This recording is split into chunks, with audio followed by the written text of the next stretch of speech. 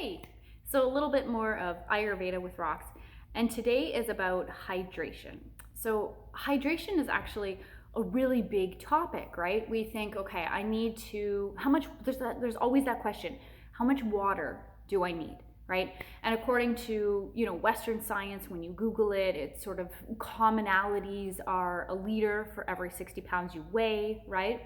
And while that's all well and good, the biggest concern is the type of water that you're drinking. So we actually tend to be, in Western cultures, dehydrated. Okay, so here's an example. If you go to the bathroom often, okay, that is your body flushing stuff out of the system, and that's okay. However, when you're going to the washroom often and your urine is actually clear, then that's the kidneys just dumping and flushing. So all of that water that you're putting in your body is not actually being absorbed into the cells and not actually helping your digestion or helping your circulation or helping your every system in your body, okay? So let's think for a moment, what type of water are you drinking currently? Is your water cold? Number one. Do you put ice in your water? Number two.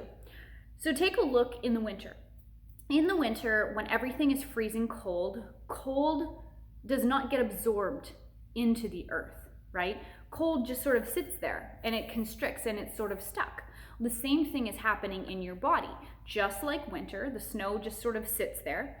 It doesn't start to absorb until it warms up, right? So drinking warm water as opposed to cold water with ice can really help to get absorbed into the cells and help to hydrate you, to truly hydrate you. Your urine should actually be yellowed color, right? And then it sort of shows that, okay, you're dumping the toxins, but you're not just sort of hydrating or dehydrating, let's say. There's extracellular hydration, which would be like having a pipe, drinking that cold water, and all the water is just sort of floating through, right? Which is very, very common, which is when we tend to be dehydrated. And there's intracellular. So when the water actually goes through the pipe and helps to move and helps to flush nutrients and everything through the body, right? So we need warmth for that to happen. Now, if we think about the springtime, the spring is when everything melts, right? The snow starts to melt, everything warms up. And so when everything warms up, that's when the ground gets saturated. That's when growth starts to happen, right? Because the plants start to sprout. So there's not going to be any growth if you're always drinking that cold, freezing cold water. If you're drinking that warm water and you're truly hydrating, then that will help to move things along in your system. Our digestive system is just a series of pipes. In fact, our body is just a series of pipes, and everything is meant to move and everything is meant to flow. So there's another thing about water is that is it just that water specifically, right? Well, they always say have electrolytes. It's the electrolytes is what your body is needing. It's needing that warmth, but it's needing the magnesium, the calcium, the phosphorus, the sodium. It's needing all of that as well.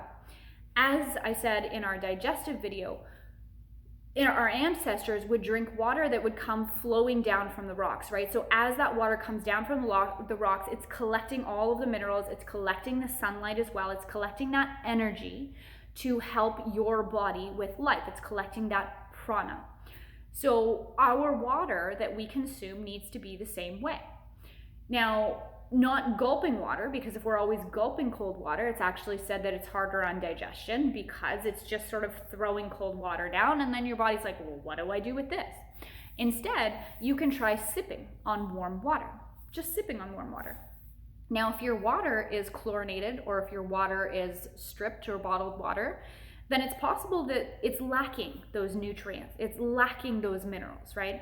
So simple things, what can we do? Now, I want to get hydrated, I want to be truly hydrated, what can I do, right? First off, what are some indications that you're not hydrated? Indications very largely is, like I said, that clear urine, okay, that you're just sort of flushing the water that's coming in. But another really big indication is dryness. Okay, if we think about winter, the winter is very dry. It's not hydrated, right? So you might notice sort of dry lips. That might be more of a surface level thing. You might notice dry skin. It might be more of a surface level thing. But if you're experiencing, oh, hey there.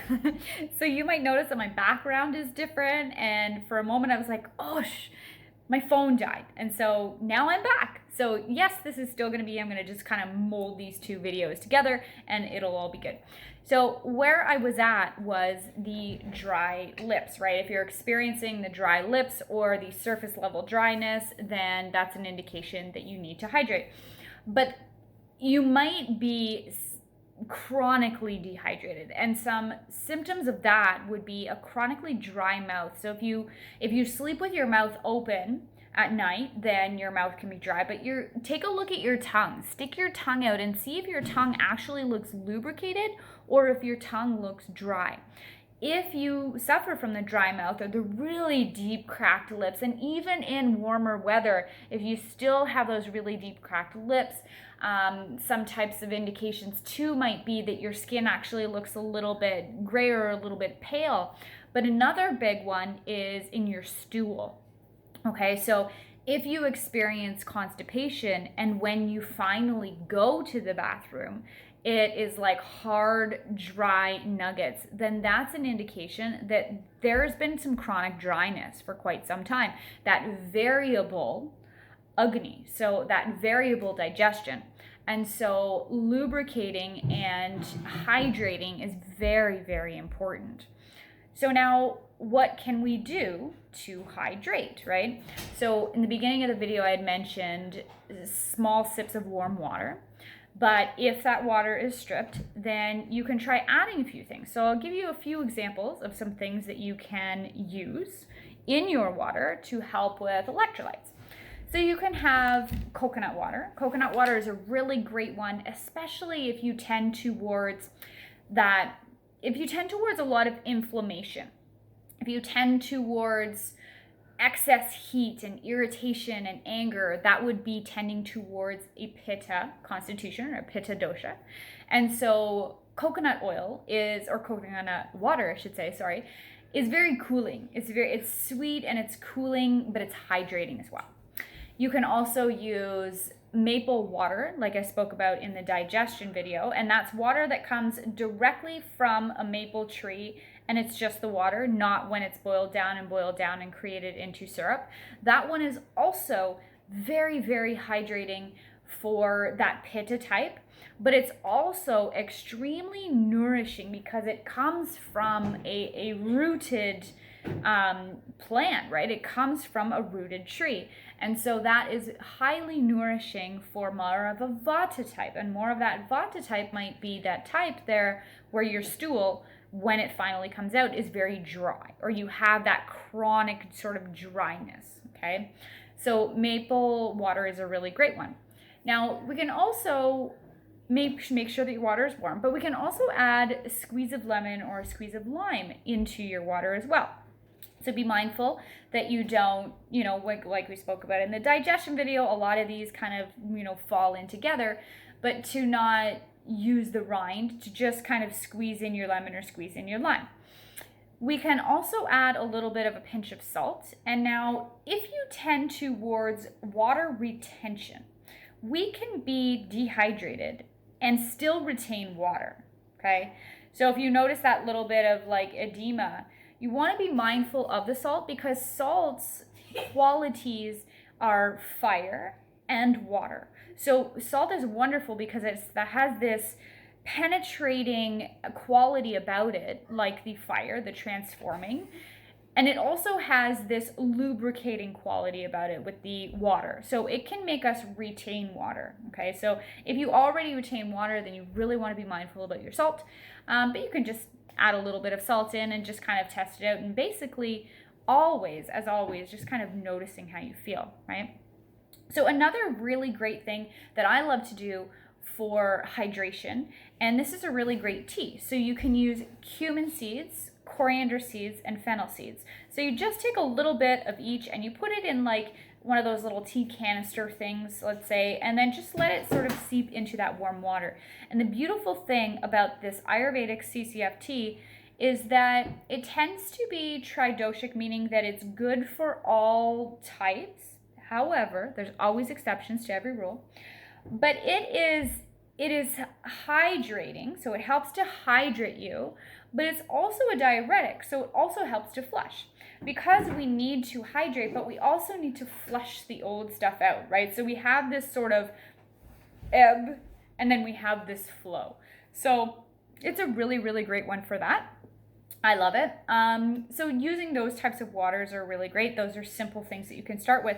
But another big thing is getting those electrolytes through your food and eating easy to digest foods. Now, if you have that Vishama Agni, which is that variable Agni, which is when your stools are very, very dry, and then you might all of a sudden have diarrhea, and then it's dry and you're constipated and diarrhea, that's sort of one symptom or indication, then you really need to be mindful of the type of food that you're consuming, and that you're consuming stuff that is very easy on digestion. Things that have just a few ingredients in it, like soups. Soups are really, really great. And I know you're like, I don't want to live on soup, and you don't have to live on soup. It's just more or less, living on that soup for a little bit, or having more of the things that are easier on your digestion, so that you can come back into balance. So soups are really great for that. If you're going to do lots of vegetables, then it's good to eat your vegetables in a soup so that they're already broken down, okay? Because vegetables can be quite rough on the system, especially in a dry sense. But if you put them in water, put them in your soup, then that can also be very hydrating. So those are just a few simple things that you can do to notice if you're hydrated and to help yourself become hydrated. As always, if you guys have any questions whatsoever, feel free to send me a message and I'd love to chat. All right, that's all about hydration. Bye.